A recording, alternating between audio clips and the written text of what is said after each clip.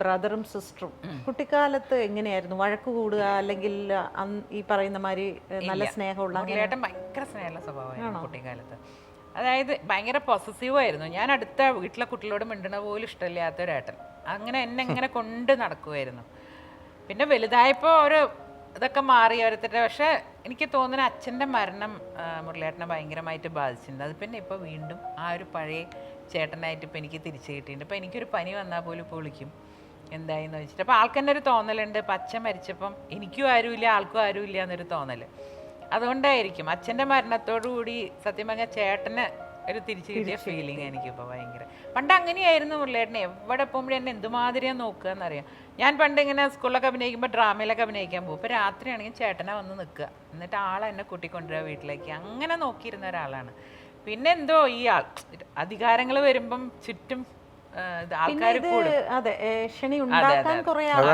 പക്ഷെ ഞാൻ അതൊരിക്കലും കേട്ടിട്ടില്ല കേട്ടോ. ഞാൻ ഒരിക്കലും നമ്മളുടെ വ്യക്തികളെ കുറിച്ച് നമുക്കല്ലേ വിശ്വാസം വേണ്ടത് അല്ലേ? പിന്നെ തെറ്റുകൾ പറ്റാത്ത മനുഷ്യരല്ലേ നമ്മള്. നമുക്കല്ലേ നമ്മുടെ ചേട്ടനോടും വീട്ടുകാരോട് ക്ഷമിക്കാൻ പറ്റുള്ളൂ. പ്രത്യേകിച്ച് എനിക്ക് തോന്നുന്നു സ്ത്രീകൾക്ക് ആ ഒരു കഴിവ് ഇത്തിരി കൂടുതലാട്ടോ. എന്നെ ഇത്രയും പറഞ്ഞിട്ട് ഞാൻ പത്രക്കാർ ചോദിച്ചിട്ട് വർഷം ഞാൻ മുരളിയേട്ടനെ പറ്റി പറഞ്ഞിട്ടില്ല. പറയൂല ഇനി നാളെ നമുക്കറിയാം. എനിക്ക് സങ്കടം വരാറുണ്ട്. ഉള്ളിൽ ഒന്ന് സങ്കടം ആളുടെ അടുത്തും മക്കളുടെ അടുത്തും പറയും ഞാനിങ്ങനെ. പറയും സാരില്ല, അതെന്തെങ്കിലുമൊക്കെ മനസ്സിലാക്കും കുട്ടിയുടെ സ്നേഹം എന്ന് പറയും. പക്ഷെ അതുമാതിരി തന്നെ എനിക്കൊരു പനി വന്നാൽ പോലും എവിടെന്തെങ്കിലും വിളിച്ചു എന്താടി നിനക്ക് പനിയെ എന്തെങ്ങനെയുണ്ട് എന്നൊക്കെ ചോദിക്കും. അപ്പോൾ എനിക്ക് ഭയങ്കര സന്തോഷം തോന്നും. അച്ഛൻ മരിച്ച ഒരു വിഷമം നമുക്ക് പോവും. അപ്പോൾ എന്നാലും എൻ്റെ ഒരു ചെറിയ സംശയം, ഇപ്പം നിങ്ങൾ രണ്ടുപേരും തമ്മിൽ അങ്ങനെ ഒരു ചെറിയൊരു സൗന്ദര്യപ്പിണക്കമായിരുന്നിരിക്കാം, എന്നാൽ അച്ഛൻ്റെ അടുത്തും കൂടെ അങ്ങനെ അകന്ന് നിന്നില്ല ആ കാലം? അല്ല, ഞാനിപ്പോഴും പറയുന്നൊരു കാര്യമുണ്ട്. ഞാൻ കുറ്റബോധം ഇല്ലാണ്ട് കിടന്നുറങ്ങണത് എൻ്റെ അച്ഛനും അമ്മേനെ ഞാൻ നല്ലോണം നോക്കി എന്നുള്ള ഒരു ഇതുണ്ട്. മുരളിയേട്ടന് ആ ഒരു വിഷമമുണ്ട്. ഇടയ്ക്ക് അച്ഛനോട് ഇത്തിരി പരിഭവം കാണിച്ചു. പക്ഷെ അച്ഛന് എനിക്കറിയാം എൻ്റെ അച്ഛനൊന്നും ഉള്ളിലുണ്ടാവില്ല. അത്രയും മക്കളെ സ്നേഹമുള്ള. പക്ഷെ ഒരുപാട് അച്ഛൻ അവസാനം വിഷമിച്ചു അല്ലേ? പക്ഷെ അവസാന സമയം മുരളിയേട്ടൻ വന്നിട്ട് ഞാൻ തന്നെയാ മുരളിയേട്ടനെ കൊണ്ടുപോയത്. മുരളിയേട്ടൻ അത് കഴിഞ്ഞിട്ട് ഞാൻ പറഞ്ഞില്ല, അച്ഛൻ മരിച്ചു കഴിഞ്ഞപ്പം എന്നെക്കാൾ ഞാൻ ശരിക്കും അധികം കരഞ്ഞില്ല. എനിക്ക് അച്ഛൻ സമാധാനമായിട്ട് ഭൂമിയിൽ നിന്ന് പോയല്ലോ എന്നുള്ളായിരുന്നു. പക്ഷെ മുരളിയേട്ടൻ അങ്ങ് കരയണേൻ്റെ വിചാരിച്ചു മുരളിയേട്ടനും വല്ലതും വരുമെന്ന്. അങ്ങനെ നെഞ്ഞു പൊട്ടി മുരളിയേട്ടൻ കരയണ ഞാൻ കണ്ടു.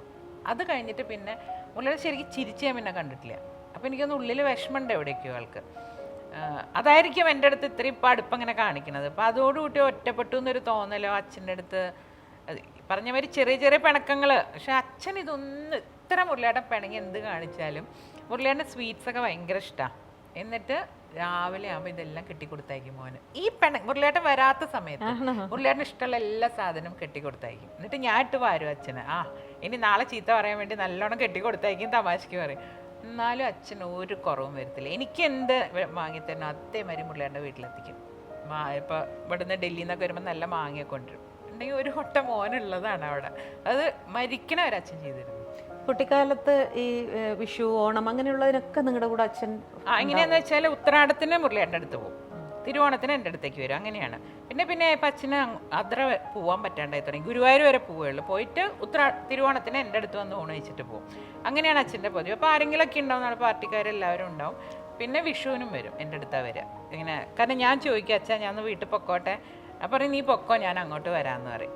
ഞാൻ വിഷുവിനും ഓണത്തിനും വീട്ടിൽ പോകും. എറണാകുളത്ത് പോകുമ്പോൾ അച്ഛനും എറണാകുളത്തേക്ക് വരും. എന്നിട്ട് കുട്ടികളൊക്കെ കൂടി എൻ്റെ മോനുമായിട്ട് അച്ഛൻ ഭയങ്കര അറ്റാച്ച്ഡാണ്.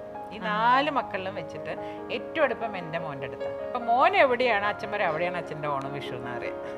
അവനും അതെ, നമ്മുടെ അടുത്തൊക്കെ വന്ന് താമസിക്കാനാണ് ഇഷ്ടം അച്ഛൻ്റെ അടുത്ത് പോയി നിൽക്കുന്നത്. ഭയങ്കര അറ്റാച്ച്ഡ് ആയിരുന്നു ആ കുട്ടി. അപ്പം അത് തന്നെ അച്ഛന് ഭയങ്കര ആശ്വാസമാണ്. അപ്പോൾ ഇവരൊന്നും വരാത്തത് അത്ര ഫീൽ ചെയ്യാണ്ടിരുന്നത് എനിക്കൊന്ന് അവൻ്റെ ഒരു സാന്നിധ്യമാണ്. അവൻ വെക്കേഷനൊക്കെ അവിടെ പോയി നിൽക്കും. സാധാരണ കുട്ടികളൊക്കെ പുറത്ത് കറങ്ങിയടിക്കാൻ പോകുമ്പോൾ ഇവൻ മുത്തച്ഛൻ്റെ അടുത്തേക്കാണ് പോവുക. അവിടെ പോയി അച്ഛൻ്റെ കാര്യങ്ങളൊക്കെ നോക്കി. പിന്നെ അച്ഛന് കൈപിടിക്കാൻ ആരും വേണ്ട. ഭയങ്കര അഹങ്കാരം വന്നു കഴിഞ്ഞാൽ ഞാൻ പറയും ഇവൻ 10 ദിവസം ഉണ്ടാവുള്ളൂ ബാക്കിയുള്ളവർ ഉണ്ടാവുള്ളൂ പറയുമ്പോൾ അത് സാരില്ല, 10 ദിവസം എൻ്റെ മുഹമ്മദ് കയറി. ഇത്ര അറ്റാച്ച്മെന്റ് ആയിരുന്നു. ആക്സിഡന്റിന് ശേഷം തോന്നുന്നു അത്രയും ഫിസിക്കൽ, കാരണം അത്ര ഹെൽത്ത് നോക്കും ഭയങ്കരമായിട്ട്. ഞാൻ പറഞ്ഞില്ലേ മരിക്കുന്ന അന്ന് രാവിലെ പോലും രാവിലെ അരമണിക്കൂറൊക്കെ ഹോസ്പിറ്റലിൽ പോകുന്നതിന് മുമ്പ് നടന്ന് രാവിലെ പിന്നെ 1.5 മണിക്കൂർ നാമം ചെല്ലും. അത് കഴിഞ്ഞിട്ട് പച്ചവെള്ളം കുടിക്കുള്ളൂ. പതിവില്ലാണ്ട് ഹോസ്പിറ്റലിൽ പോകുന്നതിൻ്റെ തലേദിവസം എന്നെ വിളിച്ചൊരു 1.5 മണിക്കൂർ ഒരു സ്റ്റഡി ക്ലാസ് മാതിരി എന്തൊക്കെ ചെയ്യണം ഏതൊക്കെ. അപ്പം ഞാൻ ചോദിച്ചു എന്തിനാ അച്ഛാ അപ്പോൾ ഇതൊക്കെ പറയണതെന്ന് വെച്ചു.